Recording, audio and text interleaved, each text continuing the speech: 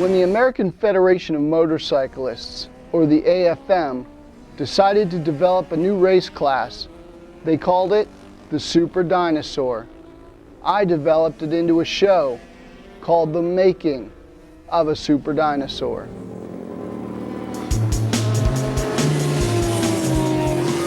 I could see building a drag bike using a CBX and racing it in a straight line.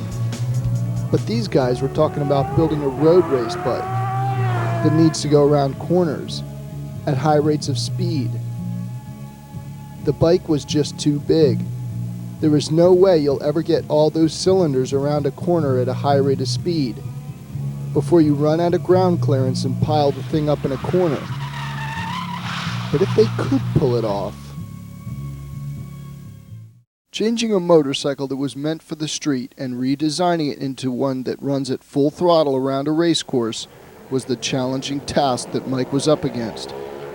He would need to use everything he had and then some to make sure that this transformation process from street bike to race bike would be a success. First, let's take a look at a stock CBX.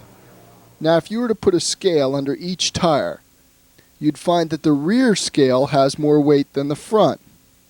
Not a good thing for a race bike that needs about a 50-50 weight balance. It's the weight on the front tire that gives the motorcycle the traction around turns.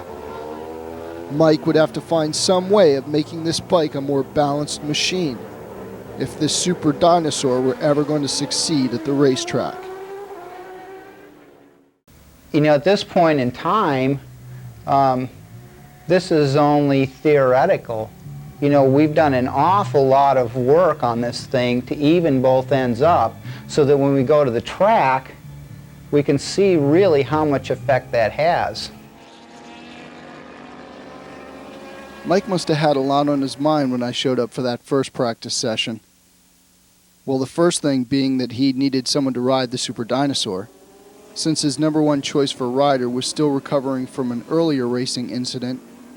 He would need to find someone else who had the experience to handle a bike this large and was also willing to take a chance on this yet untested machine. Mike interviewed several racers, but settled with this guy. Turns out he's a local race instructor and was at the track just to teach the race school. He said he'd be delighted to take out this Super Dinosaur and go carnivore on the rest of the pack. But the practice session was only halfway through when the rider pulled off the track. My first thought was that the bike must have some sort of mechanical problem, or else the rider had a handling problem and couldn't get it under control.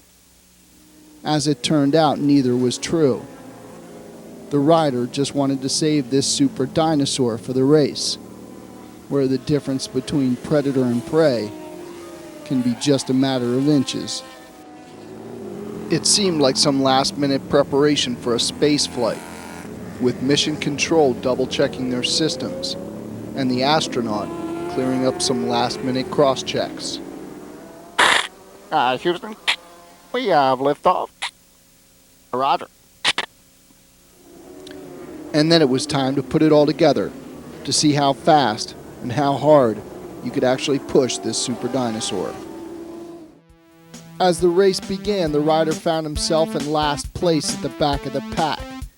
But then the green flag dropped, and this very hungry Super Dinosaur took off after the rest of the pack.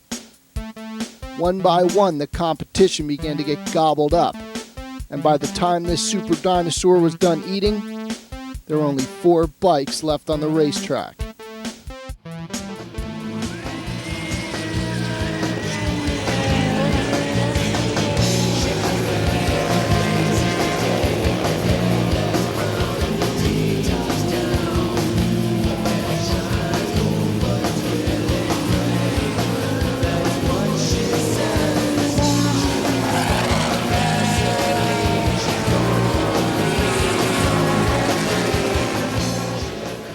And when the race ended, I found Mike rolling the beast back into the pits.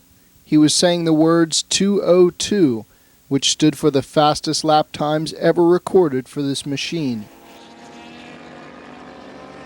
I was able to go under him on the brakes, hold a tight line, stay tight all the way out of the Wow. corner. You were going under the FZs? Under the FZs, and going in on the brakes in the 7, and then holding the inside on the exit, because he kept expecting me to drift because I was taking such a bad line, if you want to call it that. But the bike was able to stay on the inside track, and all the way coming out, he's still behind me, so Great. pass him back there.